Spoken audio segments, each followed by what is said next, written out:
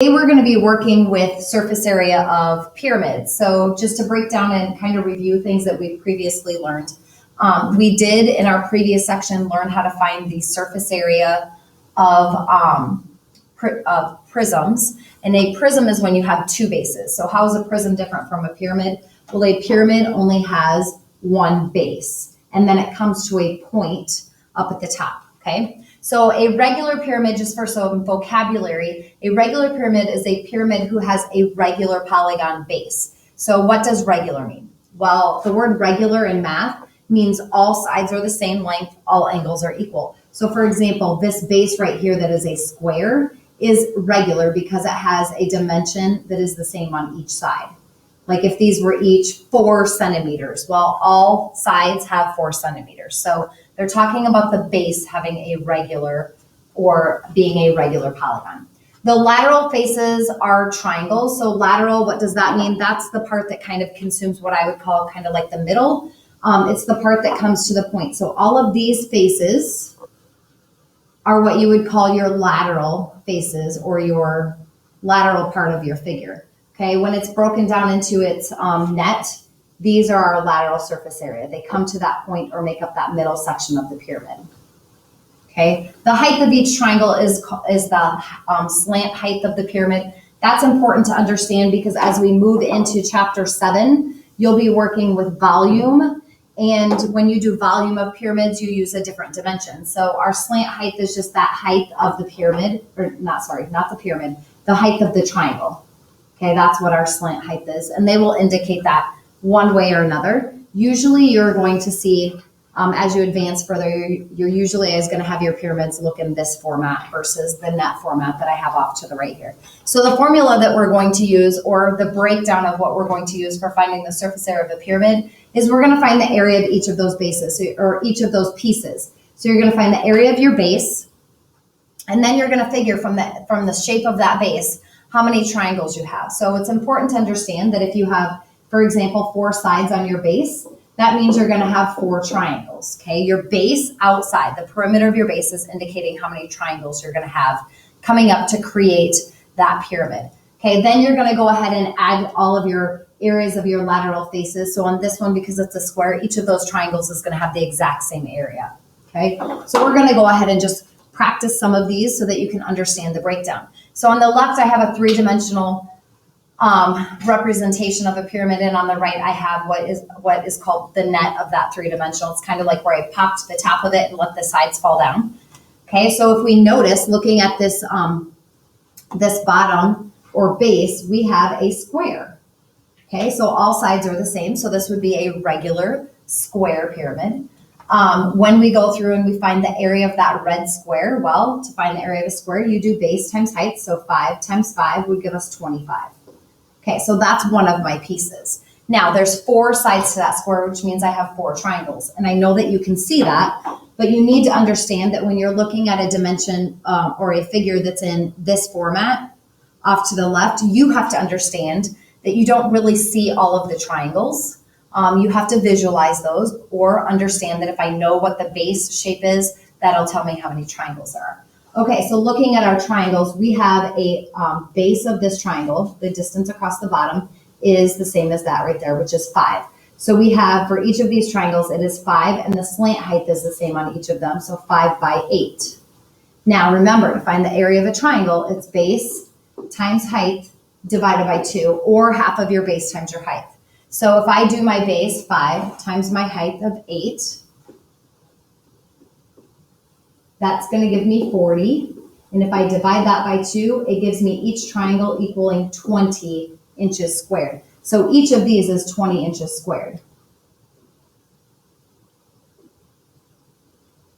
Okay, final step is to add all of our things together. So on this one, I'm going to erase this so that you don't think that that's one of my other numbers. So I have 4 20s. So just to make it faster, I'm going to go 4 times 20 because those are all the same, which is going to give me 80. And then I have my base, which was 25. When I add those together, I get 105. Dimensions are in inches.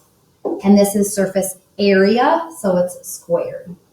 So 105 inches squared for this pyramid. Okay, the key thing is working with surface area of a pyramid is just understanding what shapes are making up that whole figure.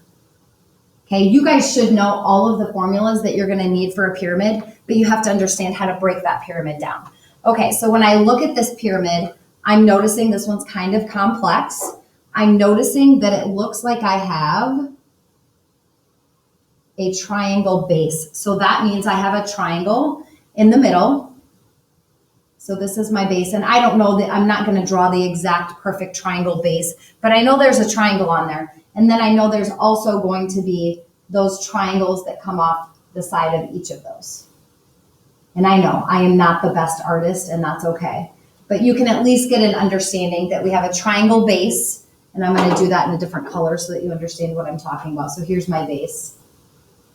And then I've got 3 other triangles that are making up the height of that triangle. Okay, so this one's a very complex one, and every once in a while you're gonna get one like this. You have to break down each and every part.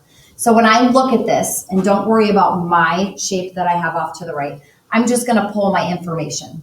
So this 6 that's right here, I'm just gonna say is this because it is my 6 here. Now these may not look proportional to what they should, and that's okay. I'm just using it to indicate what I've got. Okay, then I've also got a 6 here. So this is a 6. And then I've got a 6 here. So what am I finding out? I'm finding out that when I look at that figure, it looks like the bottom is a different shaped triangle, but it's really not. It's actually what you would call an equilateral triangle. So really, this is what my base looks like. So really my base looks like that, okay? Even though it did not look that way here, from getting my information for these 3 pieces that I got from here, here, and here, it's telling me that each of these is 6. So I can now get a better representation of what this looks like, okay? There's also some dimensions right here, and it looks like they're doing a line right here. And that's showing me the height of that triangle. I know it's not height when you see it, but it's that distance from here to here on that base. And they're telling me that that is 5.2. Okay, and I have to understand that in order to find the area of that triangle, okay? So then coming off of each of these sides, I have triangles. Like I said, ignore how hideously horrible I am at drawing triangles. So now I have a better representation. I kind of sketched one out so that I could see what was there and then realized that this here is actually a regular or a equilateral triangle. Okay, so now if I go through and I do this, the only other thing that I have not copied down was this 10 that was right here, and that was the height of these triangles, the slant height. So this was 10. Okay, so we've got that red triangle in the middle that is 6 times 5.2. Now remember, it's a triangle base. So we're gonna do, for the base, we're gonna do 6 times 5.2. And then remember, we have to divide that by 2 because it's a triangle. Okay, you're not always gonna divide the base by 2. Like if in the last one we had a square base, we don't divide by 2. But this is a triangle shape, so we have to remember, we have to follow that formula. Okay, so 6 times 5.2, and then we're gonna divide that by 2, gives me 15.6. So my base equals 15.6. Now I have 3 lateral surface areas, and I'm just gonna put lat for lateral surface area. And the dimensions on those are 6 by 10.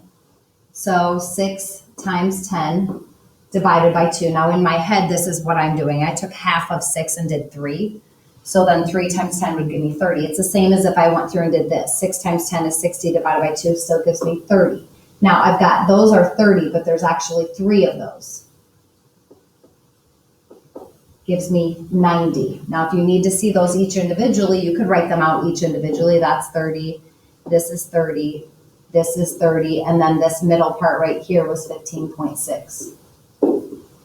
Okay, we're gonna go ahead and add all of these together. You would get the same thing if you added these together that I have written out individually. You have to decide what works for you.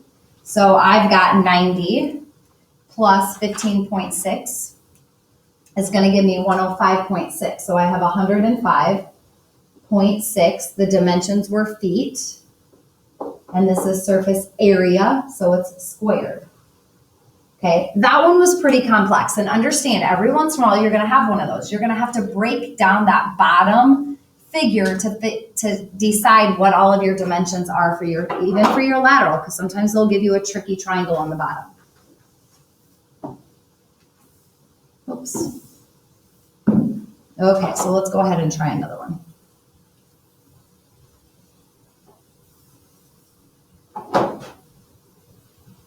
Okay, so this one's tricky. Once again, they're not giving us a square. Now it's not a triangle. It's actually a 1, 2, 3, 4, 5-sided figure. So it looks something like this, and I am terrible at drawing pentagons, but something that looks like that, only it's a regular pentagon. I'm really bad at drawing those. I could probably grab one from up here. Right here's a pentagon. So it looks like that on the bottom. Okay, so we've got that bottom. So this one is set up slightly different because we do not know how to find the area of a pentagon. Could we figure it out? Yes, but we have not learned how to do that. Plus, they're not giving us enough information to be able to find the area of that pentagon. So here's what they're telling us. They are telling us right here that the area of that pentagon that's on the bottom is actually 440.4. So I'm going to go ahead and write that in there. So this is 440.4. Okay, so now off of each side of that, I have my laterals, which are triangles. And I'm not going to do this on everyone, and you guys probably won't draw them either. It's just for right now when you're first learning it, it's nice to be able to kind of see what the heck I'm talking about as that two-dimensional. So I've got a triangle that has a base of 16, so this right here is 16. And a height that's going up, which I'm going to just draw on this one, that is 20. Okay, so if I do area of a triangle, base times height divided by 2, I'm going to do 16 times 20 divided by 2. Now in my head, I'm going to take half of one of those numbers. So I'm going to take half of 20, which is 10, because I can mentally calculate that really easy. So I'm going to do 16 times 10. It's the same thing. You would get the same answer if you took 16 times 20 and divided it by 2. This is something mentally that I can do a little bit faster. I get 160 for each of those. So how many of these do I have? I have 1, 2, 3, 4, 5 of those. So I'm going to take that times 5. Okay, I've got 5 of those lateral surface areas. And when I do that, I get 800 for the lateral surface area. Okay, my base was 440.4. I'm going to go ahead and add those together. I get 1,240.4. My dimensions were millimeters, so I label it as millimeters, and its surface area, so it's squared. Okay, so that one, once again, was something just a little bit different, having you practice another method. If they give you something other than rectangle, square, triangle base, they are going to tell you what the area is. So just remember, if you get those, they've already done the hard work of part of it. You're just having to find your triangles. And if it is a regular polygon, all of the triangles are going to be exactly the same.